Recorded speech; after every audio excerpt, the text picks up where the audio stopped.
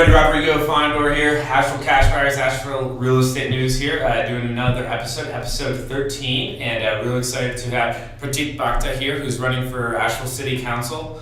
And if you've been paying attention to some of our other interviews, we're just going to dig into some questions that happen to be pretty central to this race, and for anybody who's in the real estate world, they also are important to us. And so thank you so much for joining us today. Thank you for having me.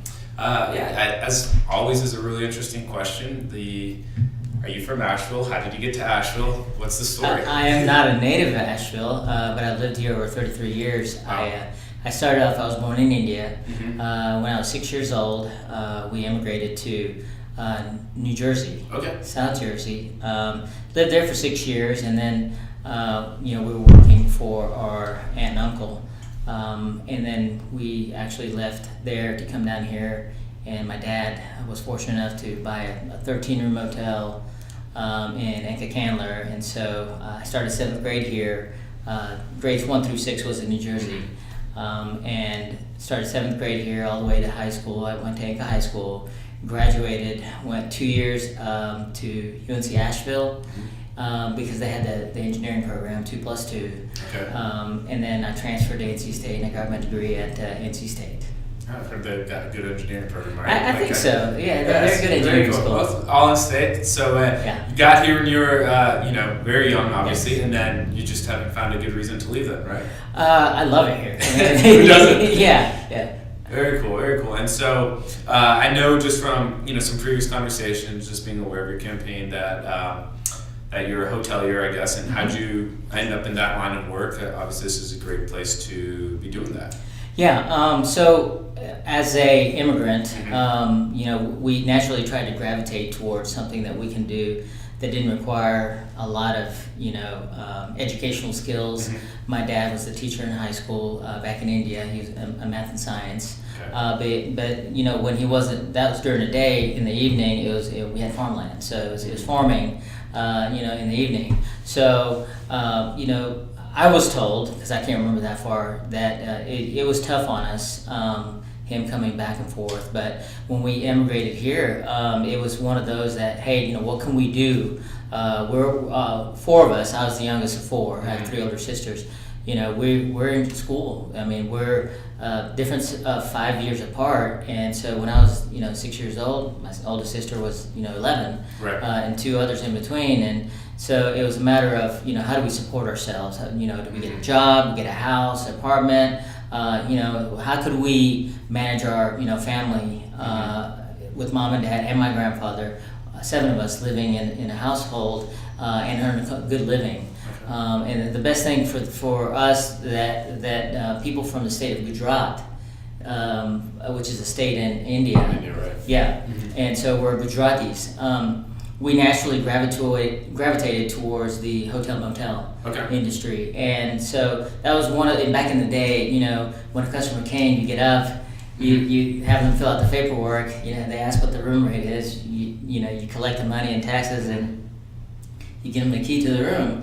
Next morning when they check out, you clean the room. Right. And so we were all self-sufficient. It was a family business, so we operated as a family, and we just naturally gravitated towards that. And when friends and family came, they naturally gravitated towards that either. And then that's how you would see about 40% of the hotel motels nationwide, whether it's mom and pops, whether it's a franchise, a flag, or type of upscale, chances are 4 out of 10 times that it's owned by a Asian American.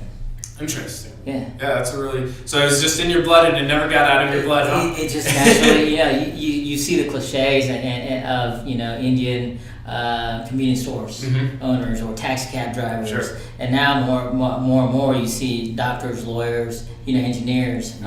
It's just something that we as immigrants we're taught that, listen, we're trying to make a life better for ourselves. Let's use our brain. Let's use our what we're good at. And that's what we gravitated towards. You're willing to put the hours in, right? Yeah. Oh my God. Yeah. We had to do all that. Yeah.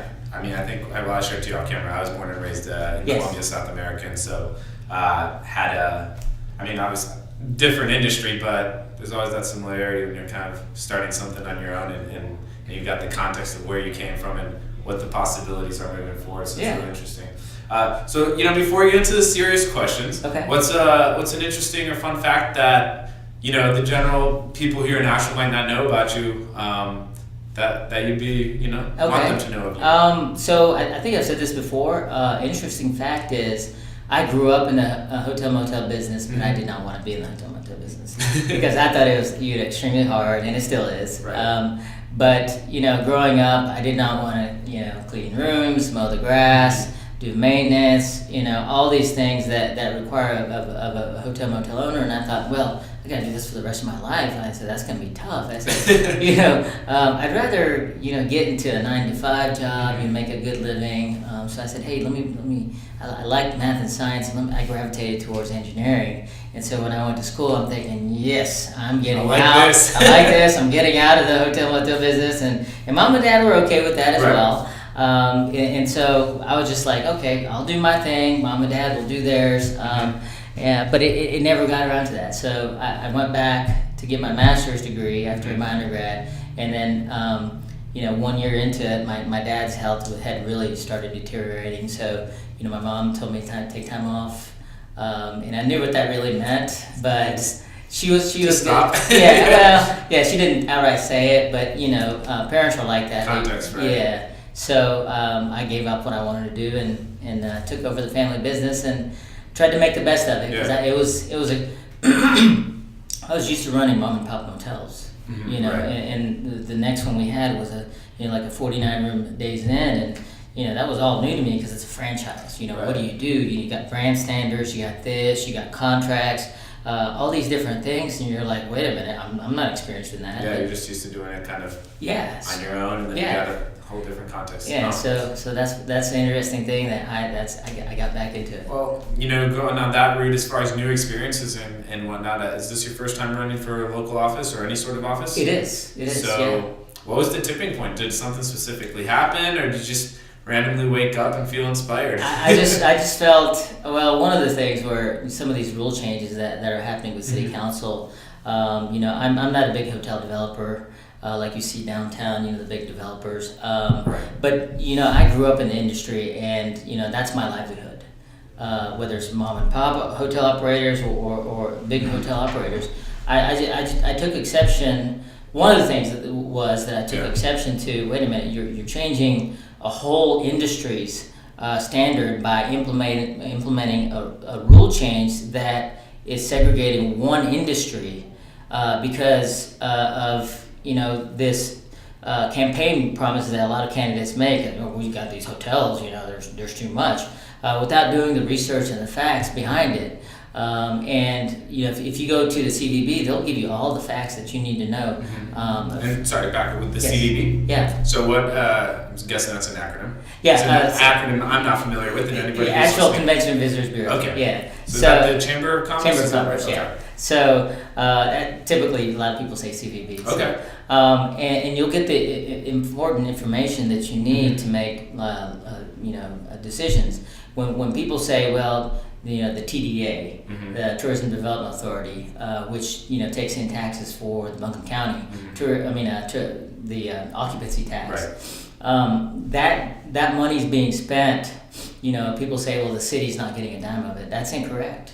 If you look at historically what businesses, what private businesses in the city limits of Asheville have gotten contributions from that, you'll see that Asheville has gotten a lot. So you decided to run because you felt like your specific industry was maybe getting mislabeled and wasn't getting a fair shake in the way it was represented on council. Yeah, that's so one. So you're like, hey, I think it's, and you believe in the benefit that you provide to Asheville, obviously, it's coming across, and that you think that the hotel industry can provide if managed correctly. Correct, and that was one of the reasons. But what I saw was a bigger thing was where the monies were being spent. Right. And as a business owner, I saw that I have to manage business. Expenses, income. Numbers never lie, right? Exactly. and when you have a set number of monies coming in, and you don't care where it comes in because taxpayers are paying for it.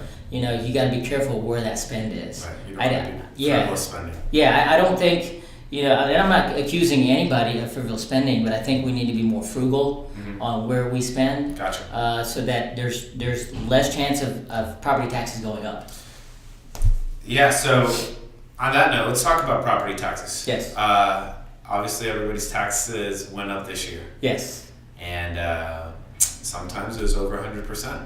Yes. And we've talked, I'm in the business, I buy houses. And so yes. I've talked to multiple people who have been selling their houses just based on the fact that they're on a fixed income. Typically, they're retired or very close to retirement age, and they have to sell because they can't afford the property taxes. Yeah. And there's like most things, there are two different opinions on that. How do you see either the benefit or the pros or cons to the taxes going up this year, and how that's going to play out next year? People have to actually pay them. The sad fact is taxes go up every 4 to 8 years, depending on when the assessments happen. But at that level? Yeah, it depends on.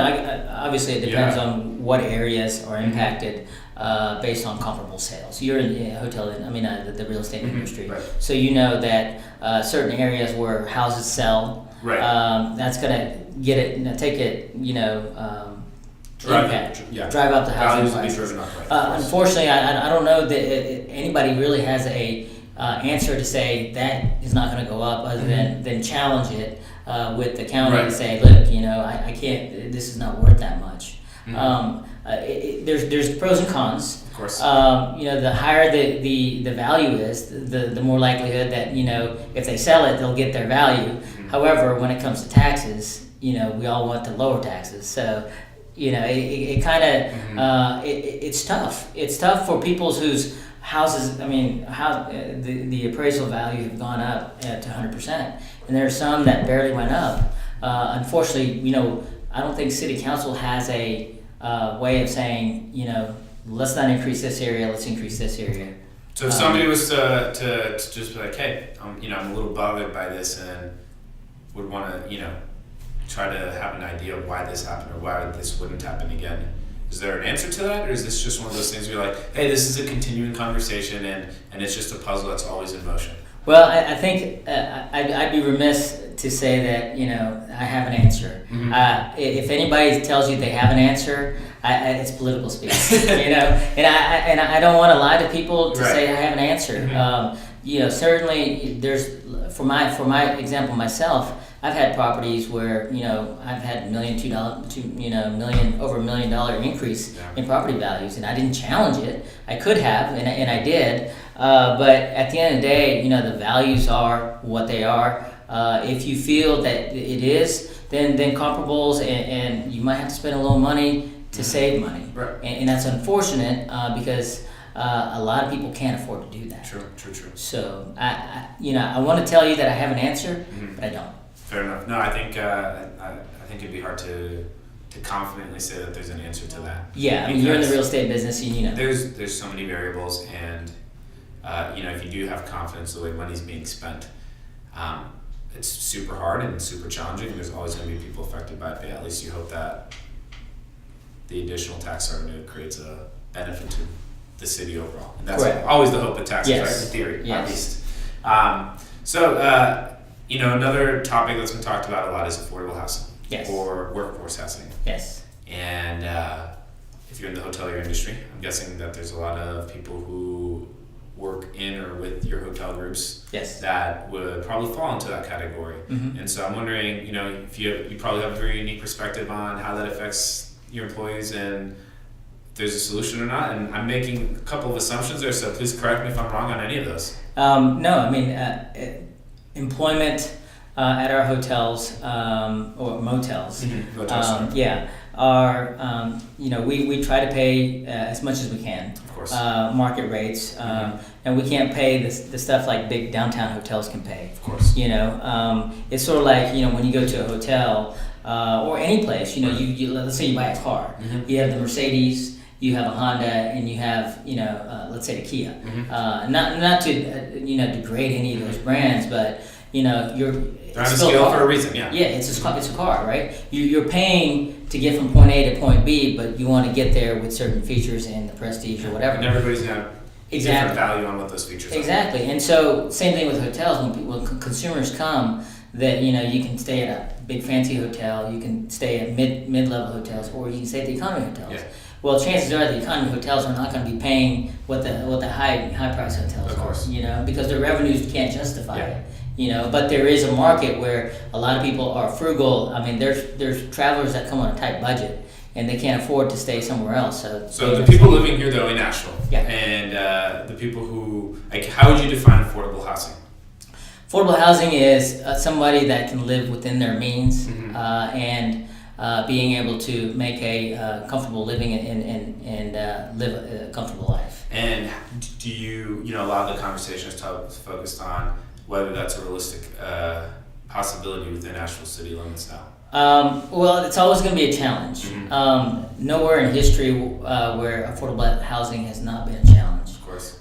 There's always going to be that, no matter how big Asheville gets or how small it remains. There's always going to be an issue with affordable housing. How we deal with it going forward to make it more affordable is how we need to do it. Right. And I think if we kind of slow down infrastructure and development, I think that tends to drive up more rates. I think because if there's a demand and not enough supply, it'll tend to go up. And you're in the real estate business, right? So the Supply and demand is a real thing. Yeah. So I think more housing that we get, more development, will tend to compete with other areas trying to get people in there, and it'll drive the rents down because now you're competing for. So adding more rental units to the market could be a method. I mean, it just depends on where. Right. Location is always a factor. Demographics also a factor in that. Yeah.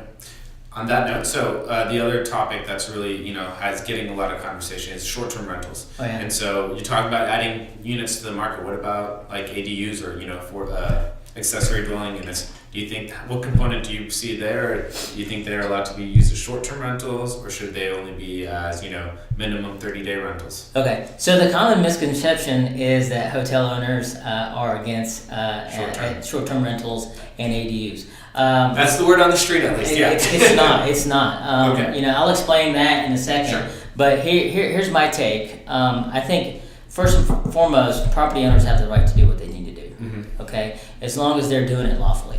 Okay. In areas where I think residentially zoned areas, I don't think short-term rentals is the answer. Within the full house or with accessory dwelling with the units? full house. So an accessory dwelling unit would not. I personally would agree to accessory dwelling unit because the owner, if it's owner occupied, they can oversee who's coming in and out because.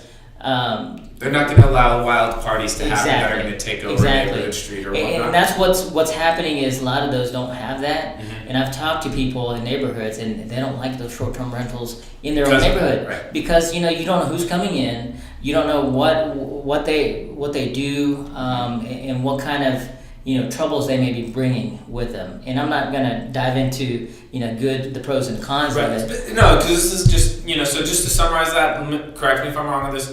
Short-term rentals within a primary residence, you would probably stay away from. Correct.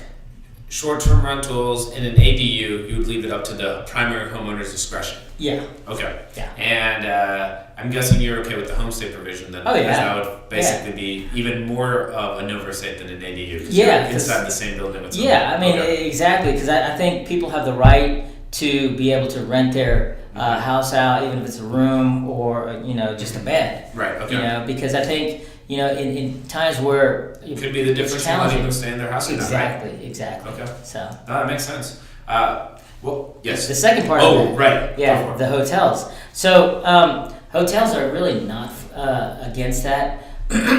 What the hotel industry is saying is, look, we're looking at it from a consumer perspective because we as hotels have to go through fire inspection, health inspection, making sure that the guest needs are met and everything else, including ADA regulations. Whereas homeowners, the legal homeowners that want to do STRs don't have to go through that. Standards are different. Yeah, standards are different. And, if they want to operate as a lodging industry, I think they have to be entitled or act as a commercial, business, even if it's just... meet the same requirements. Meet the same requirements. Okay. Not that, that's a law or anything, but I think it's just only fair. No, that I could see that there'd be a lot of people who would support that. And so the hotel industry is really not fighting against They STRs. just say, hey, if we're gonna go jump through these hoops, if they want to do the same thing, we're gonna jump through the same hoops. Absolutely. And the fact is that they don't. And again, I'm going with the fact that property owners have the right to do what they need to do as long as it's legal. Right.